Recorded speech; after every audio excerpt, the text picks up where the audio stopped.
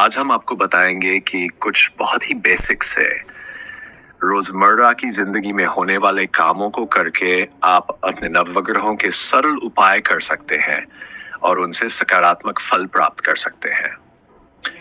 बहुत से लोग सोचते हैं कि ग्रहों को मजबूत करने के लिए बड़े बड़े पूजा पाठ, यज्ञ, हवन या महंगे रत्नों की आवश्यकता होती है। लेकिन कई बार हमारे अच्छे कर्म, हमारा व्यवहार और दूसरों के प्रति हमारा सम्मान भी ग्रहों की ऊर्जा को सकारात्मक रूप से प्रभावित करता है। तो चलिए शुरुआत करते हैं। सबसे पहले बात करते हैं ग्रहों के राजा सूर्य देव की। यदि सूर्य आपकी कुंडली में कमजोर हो तो व्यक्ति के जीवन में आत्मविश्वास की कमी देखी जा सकती है। सरकारी कार्यों में बाधाएं आ सकती है। आसान है। पिता से संबंध प्रभावित हो सकते हैं और व्यक्ति को समाज में अपनी पहचान बनाने के लिए अधिक संघर्ष करना पड़ सकता है। सूर्य को प्रसन्न करने का सबसे सरल उपाय है कि अपने पिता, गुरु, वरिष्ठ अधिकारियों और सम्मानित व्यक्तियों का आदर करें। प्रतिदिन उगते हुए सूर्य को प्रणाम करें और अपने जीवन में अनुशासन बनाए रखें। सूर्य नेतृत्व, आत्मविश्वास, सम्मान और प्रतिष्ठा का कारक ग्रह माना जाता है। अब बात करते हैं चंद्रदेव की। यदि चंद्रमा कमजोर हो तो मन अशांत रह सकता है, मूड बार बार बदल सकता है, चिंता बढ़ सकती है और नींद भी प्रभावित हो सकती है। चंद्रमा को मजबूत करने का एक सरल उपाय है किसी भूखे व्यक्ति को भोजन कराएं। इसके साथ ही अपनी माता और माता समान महिलाओं का सम्मान करें।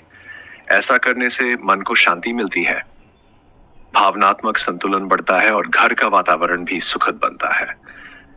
अब बात करते हैं मंगल देव की। मंगल साहस, शक्ति, ऊर्जा और पराक्रम का ग्रह है। यदि मंगल असंतुलित हो जाए तो व्यक्ति में गुस्सा बढ़ सकता है, झगड़े हो सकते हैं और जल्दबाजी में गलत निर्णय लेने की प्रवृत्ति बढ़ सकती है।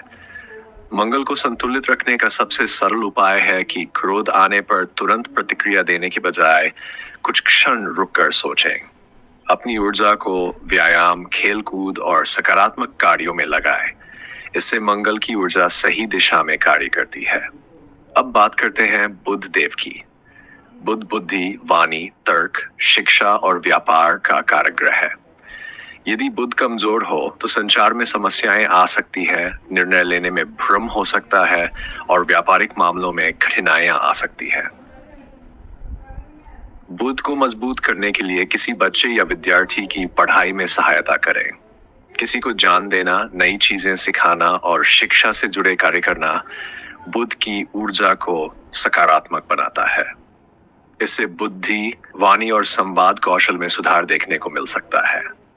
अब बात करते हैं देवगुरु बृहस्पति की। बृहस्पति ज्ञान, धर्म, नैतिकता, भाग्य और गुरु कृपा के कारक हैं। यदि बृहस्पति मजबूत हो तो व्यक्ति को जीवन में सही मार्गदर्शन, सम्मान और अच्छे अवसर प्राप्त होते हैं।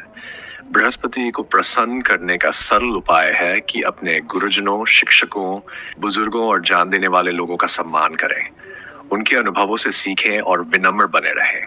ऐसा करने से गुरु की कृपा प्राप्त होती है और जीवन में सकारात्मकता बढ़ती है। अब बात करते हैं शुक्र देव की।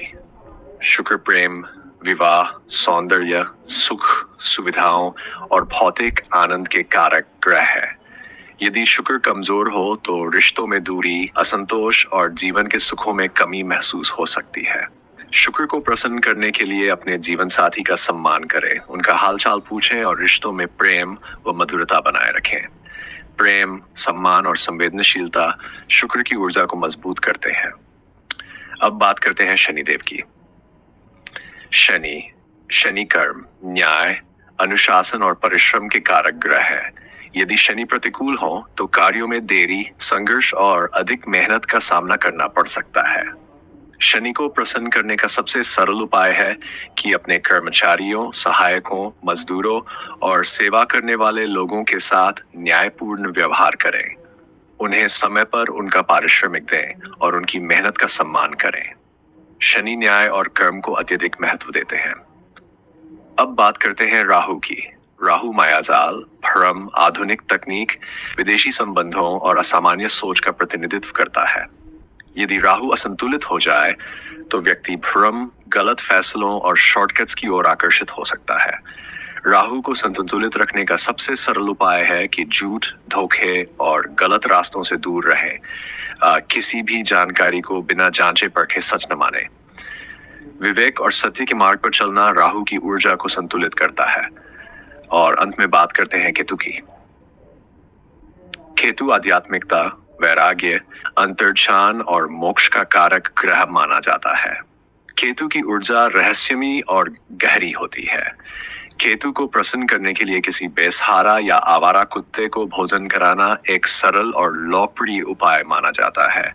इसके साथ ही ध्यान, साधना और आध्यात्मिक गतिविधियों में समय देना भी केतु की सकारात्मक ऊर्जा को बढ़ाता है।